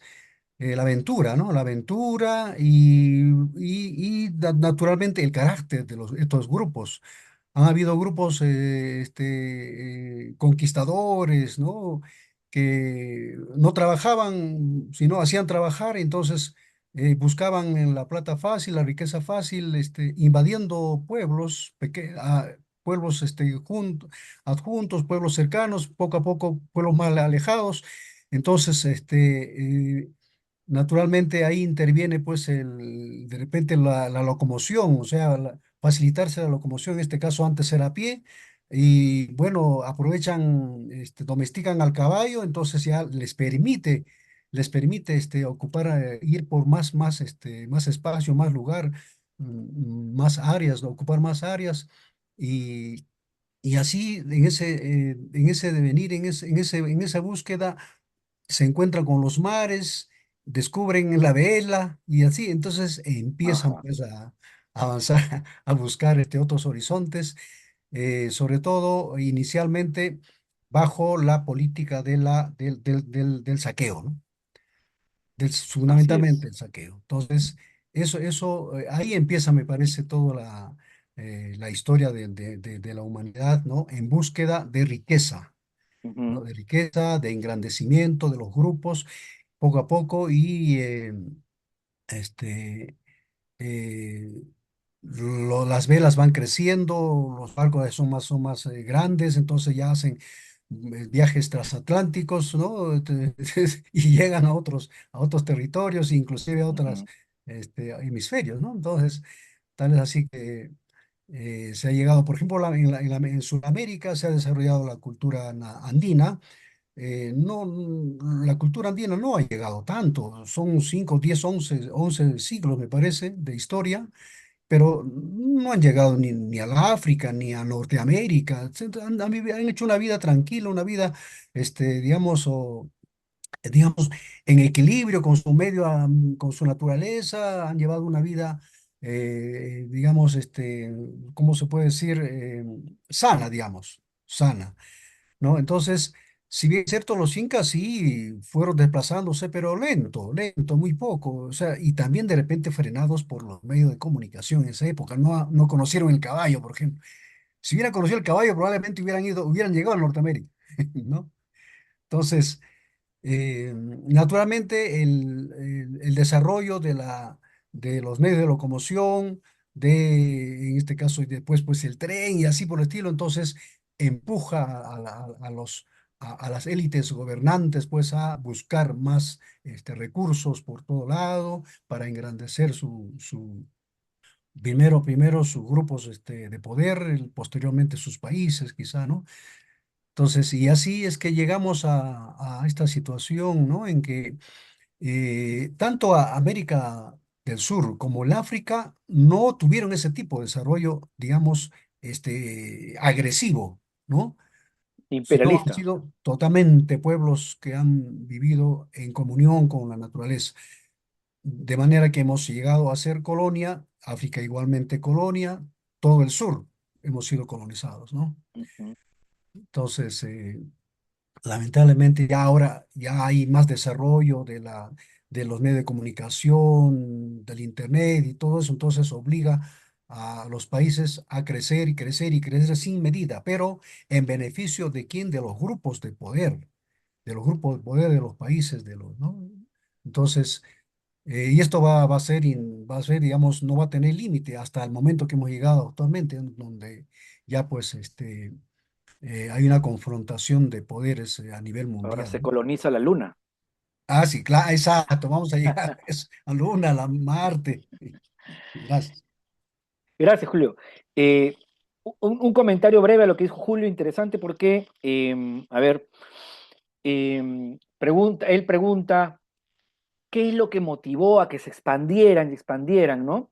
En un primer momento, los grupos culturales, étnico-culturales, se apoderan de lugares geográficos para garantizar la reproducción material de sus condiciones de vida, crece la población, crece la demanda por recursos naturales, se instalan comunidades políticas chicas, medianas, grandes, pero interesante porque hay un momento en el cual ya no se trata solo de asegurar medios materiales para la sobrevivencia. La expansión imperialista que vemos en la historia y en este video ya también es porque se busca expandir una cultura. Hay un proyecto cultural que se busca imponer al mundo, ¿no? Entonces, ya el imperialismo va más allá de asegurar recursos naturales para la sobrevivencia de la población y se buscan más territorios para expandir un proyecto cultural que se cree superior al de los demás. Y ahí ya es el tema ideológico, ¿no? Entonces, me expando y conquisto para garantizar alimentos, pero en una segunda etapa me expando y conquisto para imponer mi visión del mundo, mi cultura a los demás, ¿no? Y eso no ha dejado de ser así hoy. Ahora, otro comentario es que, miren, en la clase número 1 les comenté que la geopolítica como disciplina académica empieza en Alemania, siglo XVIII, pero en toda esta época previa, los grupos nacionales ya hacían geopolítica, pero en la práctica hacían análisis geopolítico. El video lo demuestra, ¿no? El video demuestra cómo han desarrollado rutas comerciales en base a un análisis geográfico. Entonces, la geopolítica ha estado presente en toda la humanidad, pero como disciplina académica surge en Alemania en cierto momento histórico. Albeniz, ¿cómo estás? Adelante, Albeniz.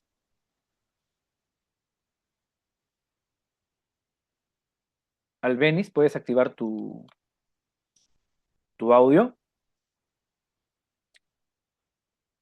Muy buenas noches. Buenas noches. Desearles un muy buen inicio de esta semana. Bueno, yo pienso que yo diría que todo esto tiene como varios niveles, ¿no? Por un lado está la parte, la superpoblación, En el caso, por ejemplo, de este sector nuestro, es todo lo que ha implicado la mal llamada colonización, ¿no? Y a eso se le suma la superpoblación. Pero también tiene que ver con la pérdida del origen o de la identidad. Claro que eso es algo muy complejo, porque vivimos en medio de una sociedad que tiene un modelo económico desalmado. O sea, nosotros estamos en medio del modelo económico que avasalla con todo, que perdió, que no respeta la vida, porque pues eso es lo que vivimos a diario. Esa es la ambición de los recursos. Aquí hay uno de nuestros pueblos, el pueblo Agua. Ellos desde su origen hablan que el petróleo es la sangre de la madre tierra y además es así, ¿sí? Pero ante este modelo económico, pues se vuelve una lucha en unas condiciones muy desiguales. Pero es que ya estamos ante algo avasallante que va por encima de la vida de quien sea. Entonces, de ahí la importancia de poder entender este tipo de realidades, ¿no? Yo vuelvo a hablar del IRSA. El IRSA lleva muchos años y es como un cáncer en el páncreas, ¿sí? Parece que se alivia, pero él vuelve y sale y se han logrado detener algunas cosas, pero es como un monstruo de muchas cabezas. Entonces, como decía una de las primeras compañeras que intervino, es que la única forma de tratar de equilibrar, porque pues no es mentira, ya se está pensando en buscar vivir en otros planetas porque ahí sí como la canción de nuestra querida Celia Cruz, no hay cama para tanta gente, ¿sí? Entonces, colonizar otros planetas, pero yo creo que a lo que a nosotros nos corresponde es tener este tipo de herramientas y también con las herramientas que nos dejaron nuestros mayores, que es la parte de origen o lo que muchos llaman la espiritualidad, los antropólogos dicen que son las cosmovisiones, en fin, porque, pero nosotros somos una comidilla muy deseable, ¿sí? Porque nosotros tenemos la Amazonía, estamos bañados por dos mares. Mucha gente en Europa ya se gastó lo poquito que tenía y ahora nosotros somos pues para donde ellos quieren venir y eso no es de ahorita, como bien lo decía el profe. Entonces, creo, queridos hermanos, compañeros y profe, que nos toca es entender que es en el acercarnos y en la alianza por la vida y al tener nosotros este tipo de claridad de cómo opera, digamos, yo los llamo el malito, ¿sí? Pero es que además son políticas, o sea, no estamos con cualquier cosita, son políticas que realmente no defienden la vida, sino es el interés económico a través de extraer las entrañas de la tierra. Entonces, claro, no nos podemos tampoco, pues, desanimarnos, pero sí teniendo claridad, seguramente las estrategias de cómo accionar las iremos encontrando. Entonces, yo digo lo mismo que otra de las compañeras, es la importancia de este espacio donde estamos recibiendo herramientas. Además, porque con el cuento de los corredores biológicos, corredores bioceánicos, están también los corredores de los actores armados, pero están también los corredores del ejército, porque los actores del conflicto y los actores de armado son igual de terribles, ¿sí? Y por donde ellos pasan, pasa la muerte, ¿sí? porque hay Sí, intereses pero de un tamaño inimaginable. Entonces, pues agradecer para poder tener cada vez más claro cómo es el panorama donde nos estamos moviendo. gracias, efectivamente. Sí, sí, y completando, nos comenta Francisco, la expansión de los grupos de poder ha existido en todos los tiempos y es increíble cómo justifican sus egoístas intereses para finalmente robar los recursos de los territorios locales. Así es. Y también nos dice Francisco, claramente las autoridades políticas que se eligen en los países hoy por hoy ya no representan a los que los eligen, pero pues rápidamente son literalmente comprados por los poderosos y hasta allí termina la autoridad. Y allí comienza el saqueo, amparados por esas mismas autoridades. Como pueblos originarios, dice Francisco, tenemos hoy una oportunidad y depende de nuestra unidad que logremos al menos frenar esta destrucción. Así es, en la misma línea de Albéniz, ¿no? Exacto. Varias cosas que decirles, se las voy a decir luego de escuchar a Alirio. Adelante, Alirio. Acá hay una reflexión más grande que tenemos que hacer. Luego Laura. Alirio, te escuchamos. ¿Cómo estás? Adelante, Alirio, puedes activar tu audio.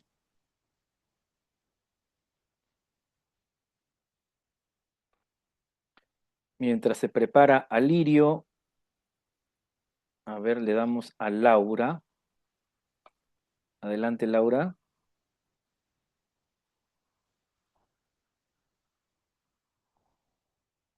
Adelante, Laura. ¿Me escucha, profe? Sí.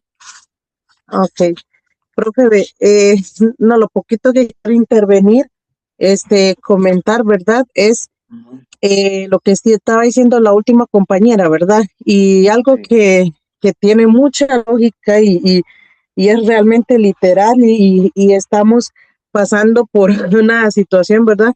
Es que hemos llegado, bueno, por lo menos nosotros de aquí hemos llegado a la reflexión y a la conclusión, ¿verdad? De que pues pareciera que en aquellos tiempos los países como Suramericanos, Centroamérica y Norteamérica no eran así como muy importantes, porque no, sí, llegaron, saquearon lo que había y vámonos. Nunca pensaron, digamos, como en el agua, en la naturaleza, en la medicina, en las tierras raras. Nunca pensaron en eso. Pareciera que después que fue evolucionando todo el sistema y todo, y las estructuras y todo, ahora pues ya nos quieren atacar porque se han dado cuenta que el oxígeno sale de la naturaleza, que la mayoría de medicina sale de la naturaleza, que muchas medicinas también hoy por hoy salen también incluso de las tierras raras. Hay tierras, arcillas que, bueno, hoy por hoy ustedes, bueno, yo creo que todos tenemos conocimiento que lo usan tanto para la estética como para tratar, ¿verdad? Muchas cosas. También hay piedras y todo. Entonces, pareciera que, bueno, estamos en un momento muy crítico, siento yo, no solo nosotros. Bueno, yo creí al principio que éramos nosotros y ya veo que no, que estamos todos en general pasando o vamos a ser, no sé si guiados se podría decir la palabra, porque hoy por hoy también, porque te voy a comentar, siento que ahorita me pasaron un documento y aparentemente una de las organizaciones que tenemos nosotros aquí en el país, que es el que protege los territorios, parece que firmaron un acuerdo ahí de que quieren hacerlos desaparecer. Y eso me está preocupando grandemente, pero no lo he leído porque antes de empezar la clase me enviaron el documento. Entonces vieras que ahorita después de que terminemos la clase voy a empezar a leer el documento, a ver qué es lo que quiere, qué es lo que se trata, pero sí es un poco alarmante. Yo siento que quieren como no sé, como dejar en pausa eso y no sé qué es lo que quieren hacer, porque de hecho hay una comunidad, hay otro territorio al que quieren reducir. Entonces estamos en esa situación también, a ver qué es lo que va a suceder. Entonces siento que quieren tratar de empezar a forzarnos a la conectividad, a forzarnos a muchas cosas. Bueno, como ya lo han hecho, ¿verdad? Vamos a intercambiar cosas y cositas para ver cómo entramos, ¿verdad?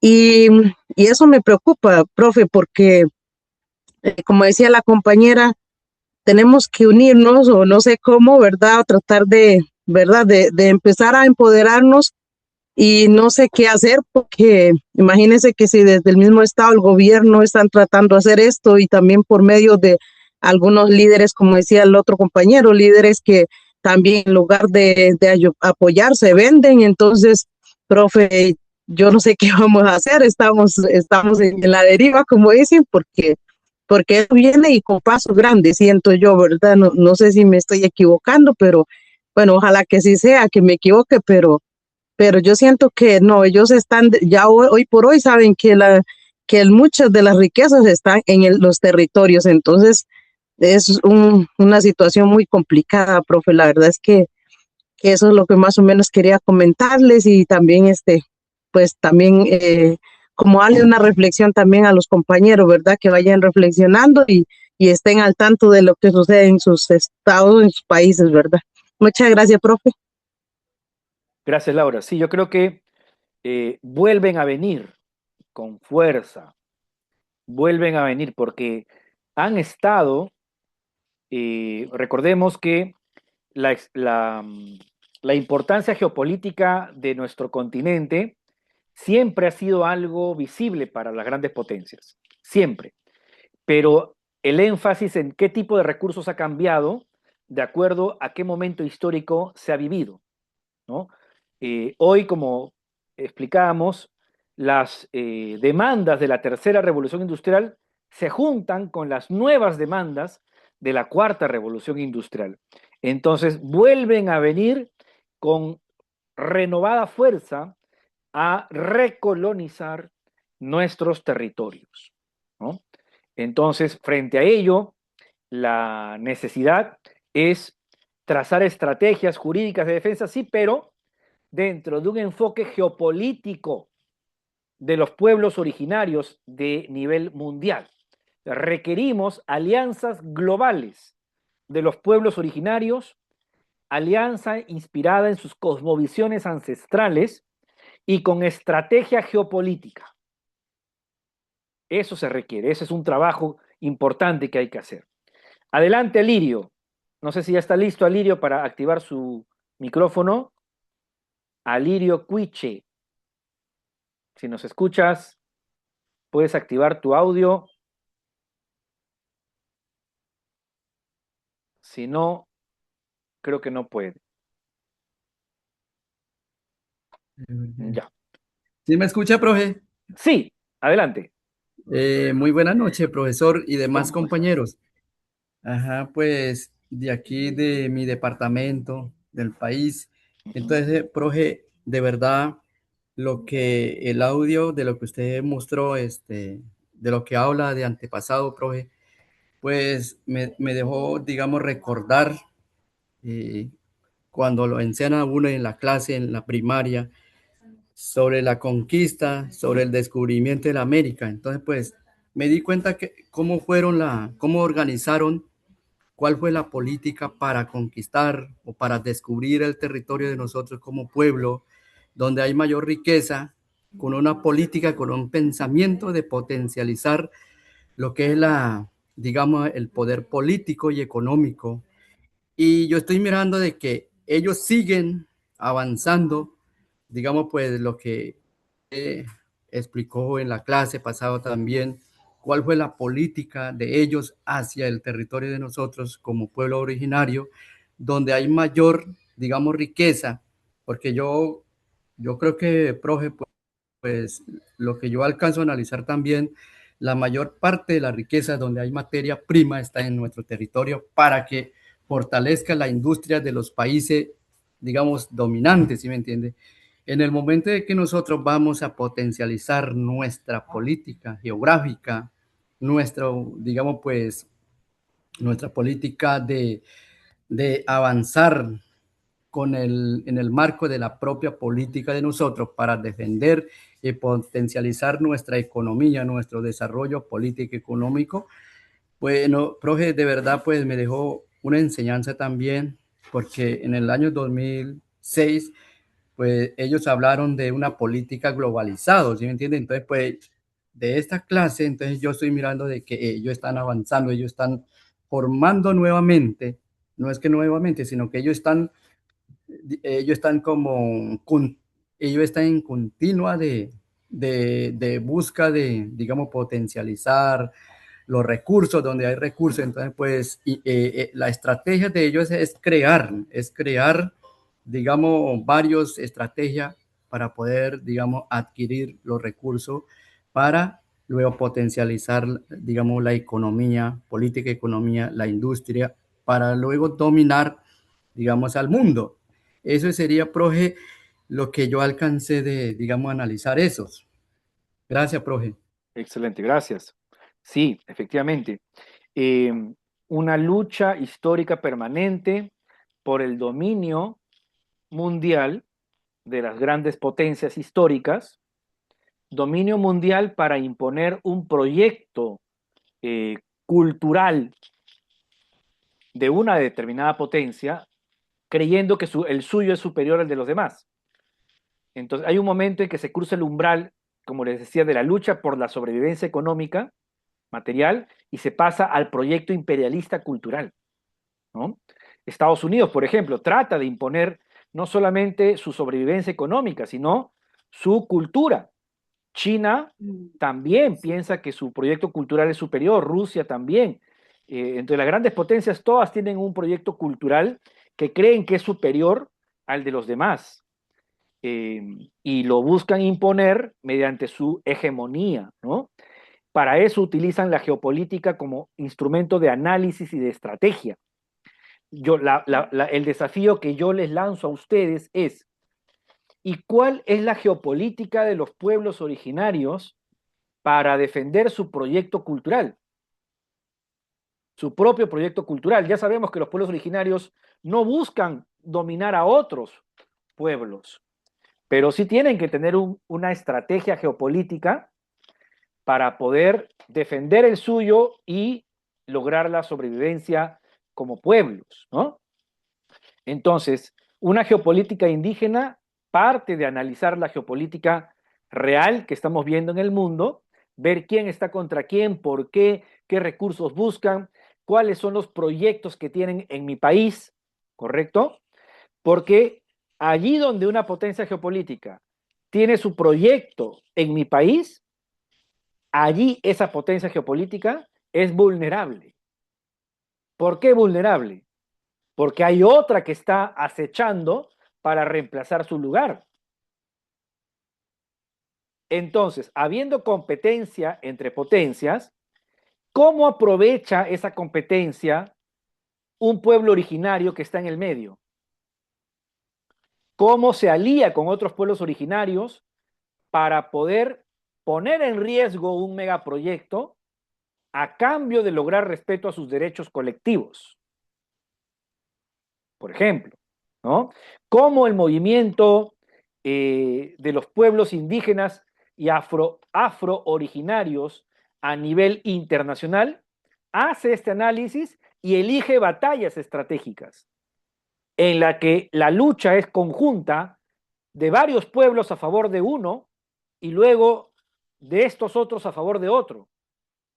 De manera que las grandes potencias, en su pelea geopolítica por recursos, se vean obligadas a respetar los derechos de los pueblos originarios o a perder la competencia con la otra potencia. ¿Se dan cuenta? Ese juego de poder es algo que los pueblos originarios tienen que aprender con enfoque geopolítico internacional, ¿no? Necesariamente. Así es, Julio, se han desarrollado ideologías por centros de poder. Dichos centros de poder están más claros en número y vigencia. ¿Ah? Así es, Laura, la unión con otros territorios y defender allá como aquí. Efectivamente, de eso se trata, amigas y amigos, ¿no? Se trata de precisamente entrar al juego geopolítico como movimiento indígena internacional con batallas locales. Adelante en ello, te escuchamos. ¿Cómo estás? Profe, Te buenas escuchamos. noches, profe. ¿Me Buenas escucha? noches. Muy bien, te Profe, escuchamos bien. un gusto escucharlo, profesor. Igual. De las clases que usted nos ha dado anteriormente, profe, yo quiero agradecerle que estoy bien claro. Desconocía mucha información que usted nos está dando y felicito, profesor, a los compañeros que están recibiendo el diplomado. Profe, yo a veces me quedo impotente, profe, en tantas informaciones que nos está ayudando y conocer cómo ha sido la realidad nuestra de los pueblos originarios. Voy a ser muy breve, profe. Aquí en Panamá, lamentablemente, escuchándote, no hay unidad. Los intereses que tienen los países en nuestro territorio, la verdad que es de saquear a nuestra población originaria. Yo vengo militando en las dirigencias de mi pueblo desde el 97 hasta hoy. Muchas veces me decepciono cómo nuestras autoridades finalmente terminan entregándose a las transnacionales, a los intereses de los gobiernos. De verdad que sí. Por otra parte, se requiere la unidad, como usted lo decía. Nuestro pueblo originario está prácticamente en indefección, como también desconocemos nuestros derechos.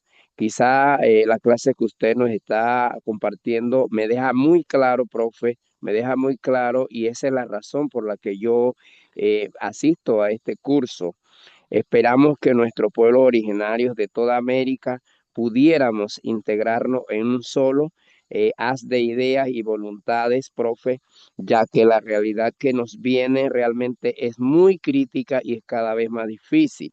Medito mucho, profe, y quiero compartir mis opiniones con los compañeros de América. Lo que necesitamos es unirnos más, compartir más experiencias y de modo que podamos tomar conciencia, es lo que quiero decir, de estas crudas realidades que seguiremos viviendo si nosotros no nos unimos a trabajar por nuestros pueblos originarios. Muchas gracias, profesor. Gracias, muy bien, muchas gracias, Jairo. Sí, efectivamente, ¿no? Así debe ser. Así es, Laura, hay que unir estrategias, analizar estrategias conjuntas. Miren, les voy a mostrar un documento que les pedí que ustedes leyeran. Está en la carpeta de enseñanza de la clase número 2. ¿Ya? Ahí está, miren. Capítulo 9, geopolítica, lo ven, ¿no? Geopolítica indígena en la región andina, territorialidades en disputa y proyectos plurinacionales. Hay muy poca bibliografía sobre geopolítica indígena. Acá dice geopolítica indígena, originaria y campesina. ¿De acuerdo? Importante que ustedes puedan darle una lectura a este documento. Reitero, está en la carpeta de la sesión número 2 del Drive de materiales. ¿Ya? Les recomiendo, dice, articulación del discurso geopolítico indígena, prácticas y representaciones. Ahí les recomiendo esa lectura, ¿ya? Muy bien, amigas, nos ganó el tiempo. Vamos a culminar el contenido de la clase de hoy en la siguiente clase. El tema de hoy ha sido geopolítica de los megaproyectos. No lo hemos terminado, estamos a la mitad recién, porque el video ha suscitado bastante análisis y eso es muy bien, muy bueno, ¿ya? Nos vemos en la siguiente clase del día, del día jueves 14, nuestra siguiente clase. Allí vamos a terminar el análisis de la geopolítica de los megaproyectos, ¿ya? Muchas gracias por su presencia y sobre todo por su participación. Un gusto estar con ustedes, igual Tamara, así es Alba, hay una maquinaria geopolítica donde la clase hegemónica lleva la delantera por el extractivismo, así es Alba. Un abrazo grande para todas y todos ustedes y después de la clase reflexionemos, analicemos, pensemos, saquemos conclusiones, aprovechemos la tormenta mental que tenemos ahorita. Demos Ahorita hablamos, don Guillermo, un ratito, ¿viste? 5 y 10 minutos para pensar en lo que hemos analizado en esta clase de hoy y saquemos conclusiones individuales. Muchas gracias, amigas y amigos. Un abrazo. Nos vemos entonces el día jueves. En breve les enviamos la grabación de la clase de hoy. Nos vemos. Chao, chao. Gracias.